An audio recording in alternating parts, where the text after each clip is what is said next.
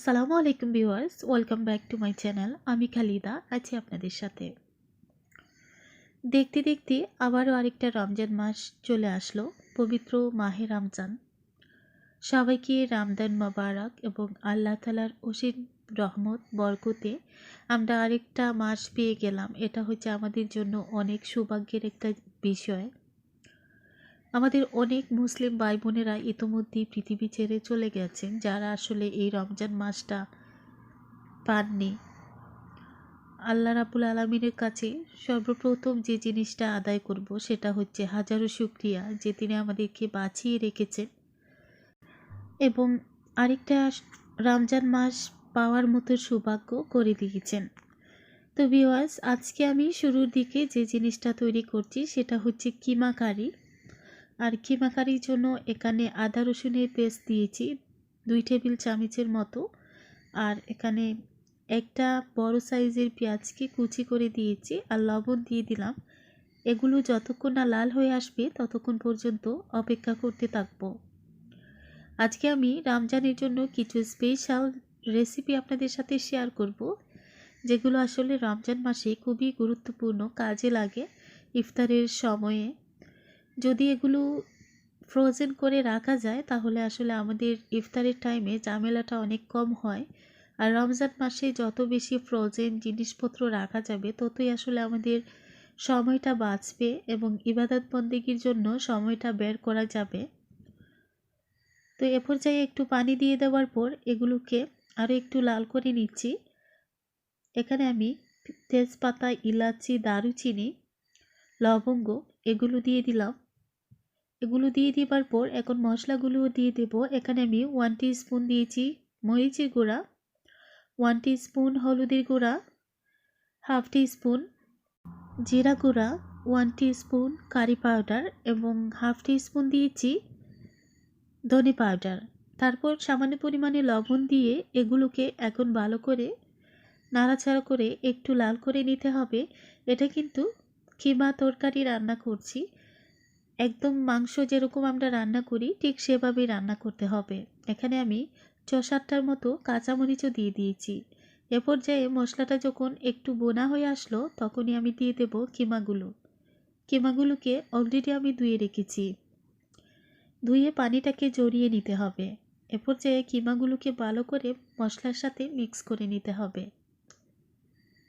এটা কিন্তু খুবই মজাদার একটা সমোসা তৈরি হবে এই কারি দিয়ে।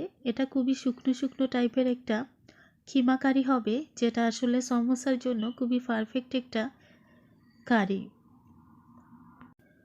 এভাবে নাড়াচাড়া করে আমি 10 মিনিটসের জন্য ঢেকে দিয়েছিলাম। আর 10 মিনিটসের পর আবারও ফিরে আসলাম। দেখতেই পাচ্ছেন মাংসের মতো কিন্তু কিমা থেকেও অনেক পানি বের হয়েছে। এ পর্যায়ে কোনো রকম পানি দেওয়া যাবে না এই কিমার মধ্যে।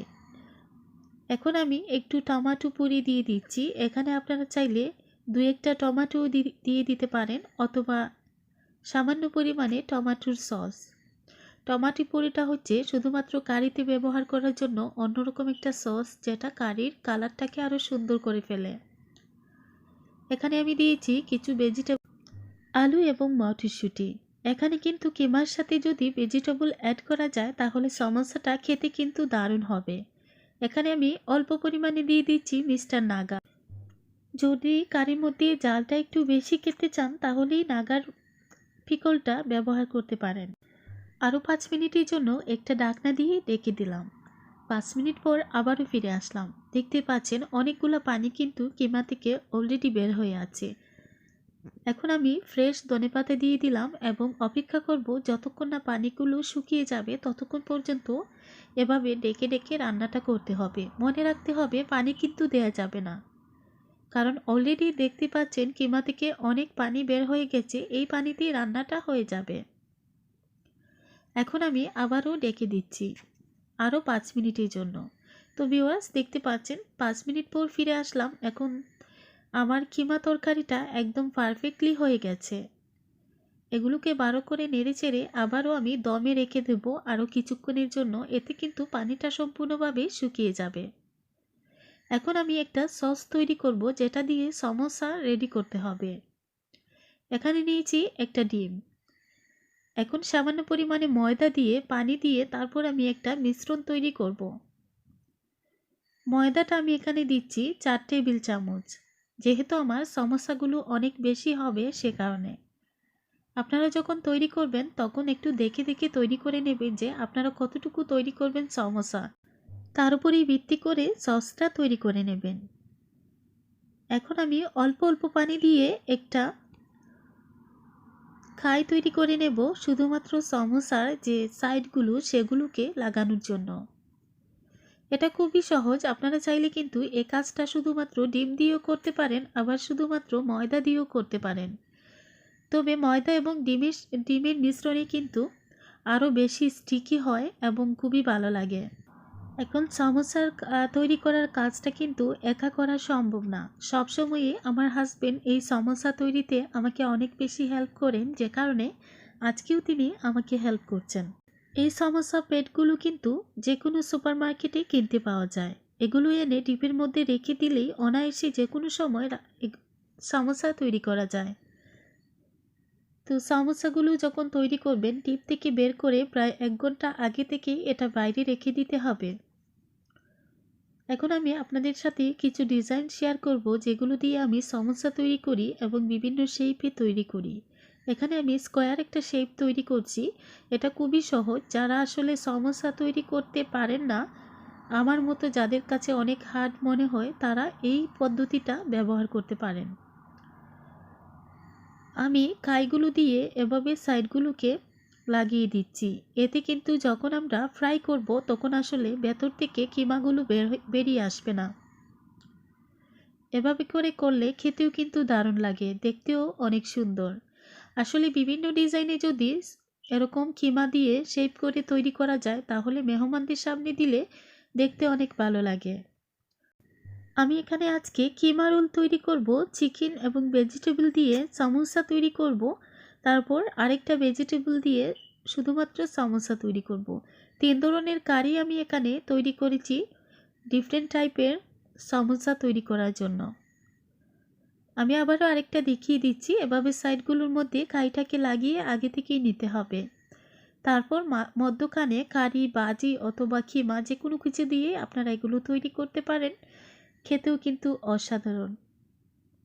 তো ভিউয়ার্স, যারা আমার চ্যানেলে নতুন এসেছেন, এখনও আমার চ্যানেলটিকে সাবস্ক্রাইব করেননি, আপনাদের কাছে আমার অনুরোধ, প্লিজ আমার চ্যানেলটিকে অবশ্যই সাবস্ক্রাইব করবেন যদি ভালো লেগে থাকে।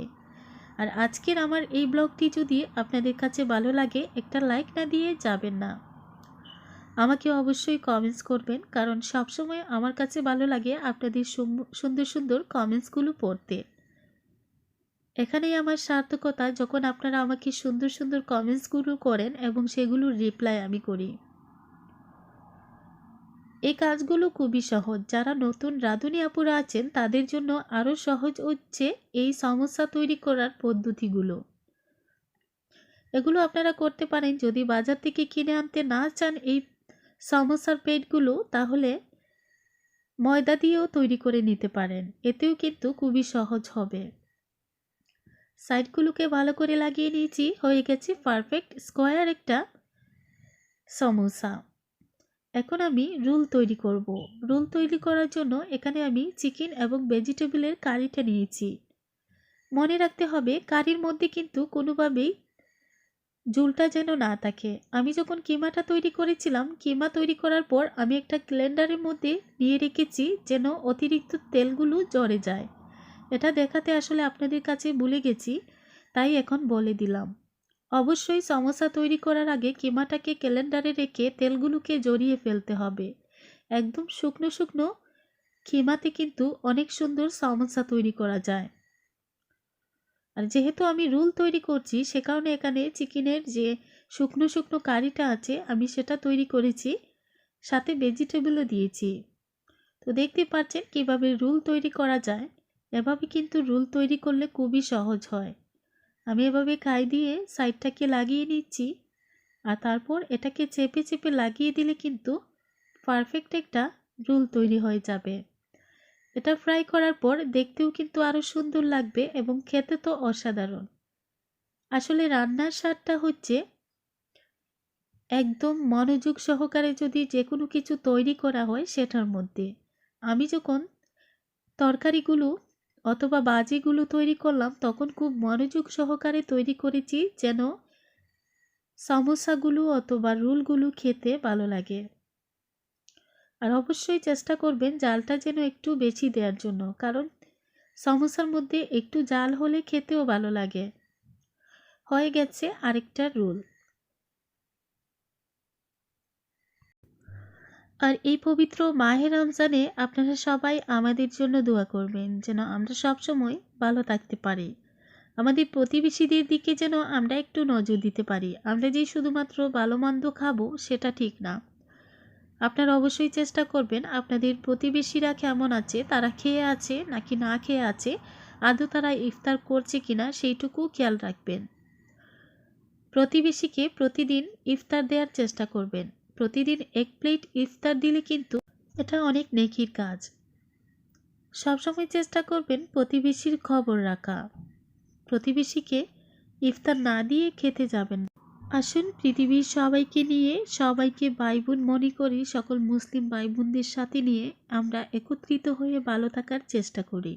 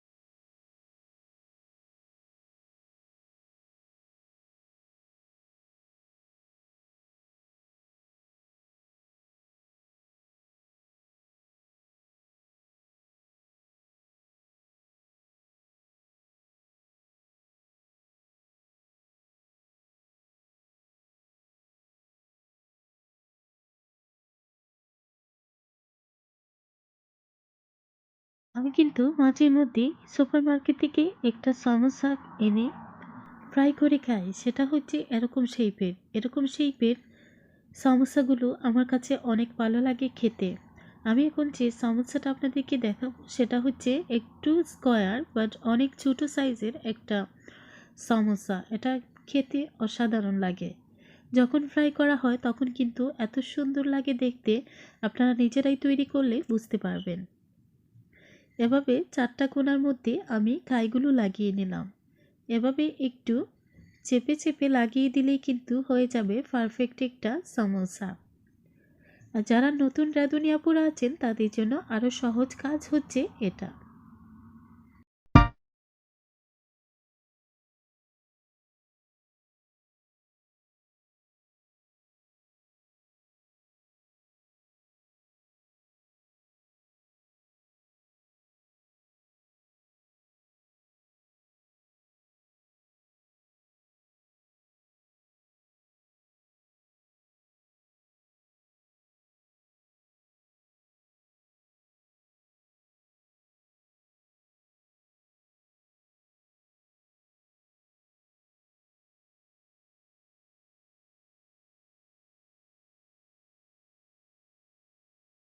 এখন আমি আরেকটা রেসিপি আপনাদের সাথে শেয়ার করব। এটাও কিন্তু ইফতারের জন্য অনেক মজাদার একটা রেসিপি। এখানে আমি চিকেনের বুকের মাংস নিয়েছি আধা কেজির মতো।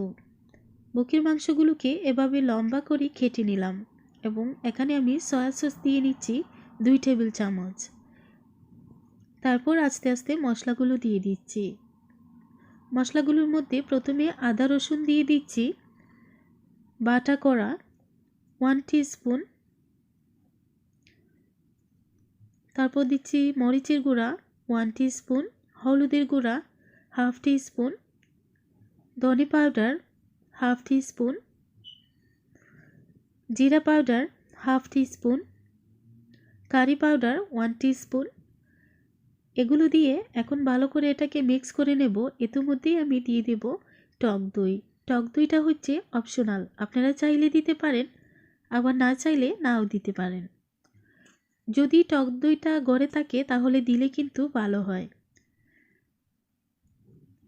টক দইটা দিয়ে দেবার পর সামান্য পরিমাণে লবণ দিয়ে দিচ্ছি। এখন এগুলোকে আমি ভালো করে মিক্স করে নেব সামান্য পরিমাণে লেবুর রস দিয়ে। এখানে আমি 2 থেকে 3 ফোঁটা লেবুর রস দিয়ে দিলাম। এগুলোকে এখন ভালো করে মিক্স করে রেখে দেব আধা ঘন্টার জন্য। আধা ঘন্টা রেখে দেওয়ার ফলে কিন্তু মশলাগুলো ভালো করে চিকেনের সাথে মিক্স হয়ে যাবে এবং এটা পরবর্তীতে খেতে ভালো লাগবে।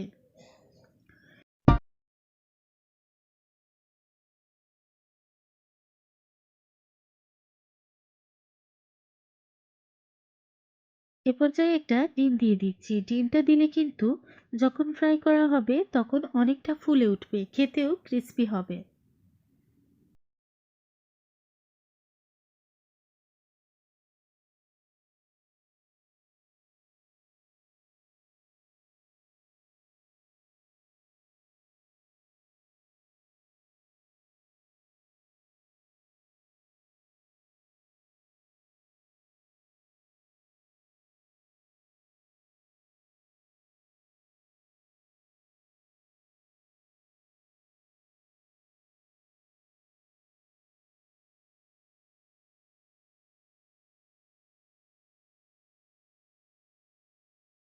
ফিরে আসলাম আধা ঘন্টা পর। এখানে আমি নিয়েছি একটা বাটির মধ্যে ব্রেড ক্রাম্ব, 2টা ডিম, তারপর নিয়েছি ময়দা। এখন আমি চিকেনগুলোকে এভাবে সুন্দর করে প্রথমে ময়দার মধ্যে মাখিয়ে নেব, তারপর ডিমের মধ্যে, এরপর ব্রেড ক্রাম্ব দিয়ে এটাকে পারফেক্ট একটা রেসিপি তৈরি করে রেখে দেব। আপনারা চাইলে এভাবে কিন্তু ডিপের মধ্যে সুন্দর করে রেখে দিতে পারেন অনেক দিন।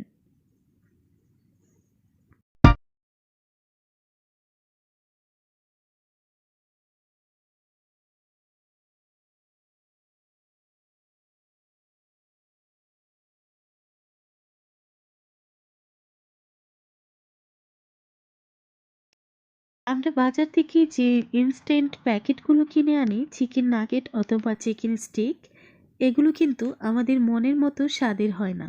যদি মনের মতো স্বাদের রেসিপিগুলো পেতে চান তাহলে অবশ্যই চেষ্টা করবেন এই রমজানে নিজের হাতে তৈরি করার জন্য। বিশ্বাস করুন ভিউয়ার্স, এই যে রেসিপিটা দেখতে পাচ্ছেন এটা কিন্তু ফ্রাই করার পর এতটাই ইয়াম্মি হয়েছিল, আপনাদেরকে আসলে বলে বোঝাতে পারবো না। অবশ্যই চেষ্টা করবেন নিজের হাতে বাসায় ট্রাই করার জন্য। আমি যে মশলাগুলো দিয়েছি সেগুলো হচ্ছে একদম পারফেক্ট মশলা, যেগুলো আমি চেয়েছিলাম। একটু চিলি হবে, একটু টক ঝাল হবে।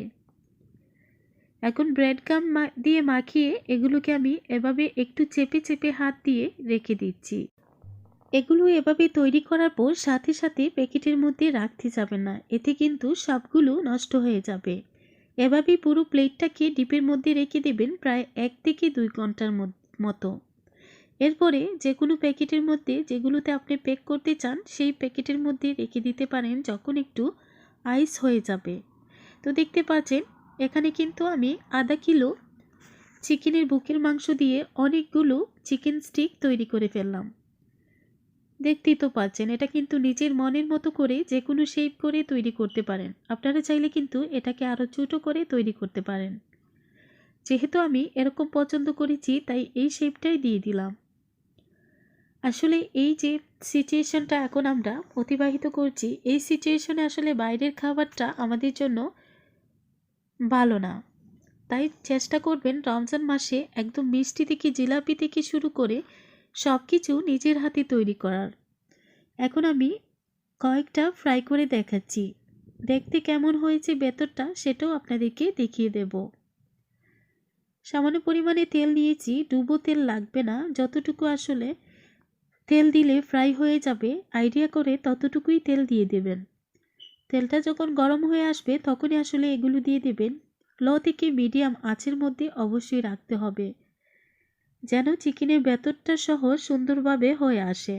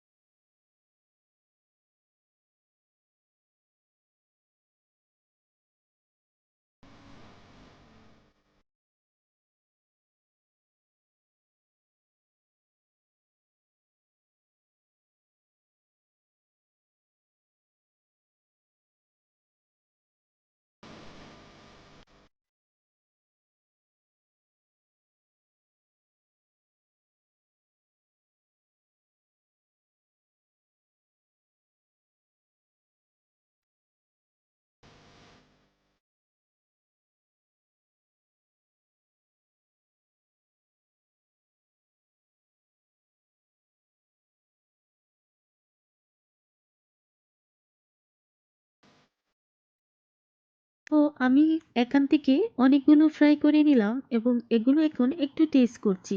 আসলে সত্যি বলতে যেটা বাজার থেকে কিনে আনা চিকেন স্টিক থেকে এই স্টিকটা আমার কাছে অনেক ভালো লেগেছে, খেতে কিন্তু অসাধারণ। আমার বাচ্চারা এটা এত বেশি পছন্দ করেছে যে আমি চেষ্টা করব আবারও এগুলোকে অনেক বেশি করে তৈরি করে ফ্রোজেন করে রেখে দিতে।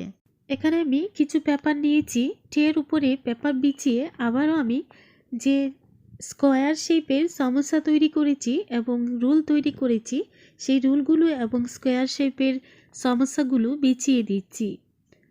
এগুলো এভাবে করার কারণ হচ্ছে আমার ডিপ ফ্রিজে কিন্তু অতিরিক্ত জায়গা নেই, যে কারণে একের উপর ওর আরেক রেখে রেখে এভাবে আমি 1 থেকে 2 ঘন্টার মতো ডিপ ফ্রিজে রেখে এগুলোকে আইস করতে হবে। এগুলো যখন আইস হয়ে যাবে তখনই আমি এগুলোকে প্যাকেটজাত করে রেখে দেব অনেক দিনের জন্য। অনায়াসে প্রায় 2 থেকে 3 সপ্তাহ চলে যাবে। আর আপনারা যদি আরও বেশি দিন রাখতে চান তাহলে অবশ্যই আরও বেশি করে তৈরি করে এটাকে 1 মাসের মতো রেখে দিতে পারেন। এখানে আমি ব্রেডের কিছু ইফতার রেসিপি তৈরি করেছি, আমি সেগুলো আগামীকালের ব্লগে শেয়ার করব। আজকের ব্লগ অতিরিক্ত লম্বা হয়ে যাবে, সে কারণে আমি আর শেয়ার করলাম না।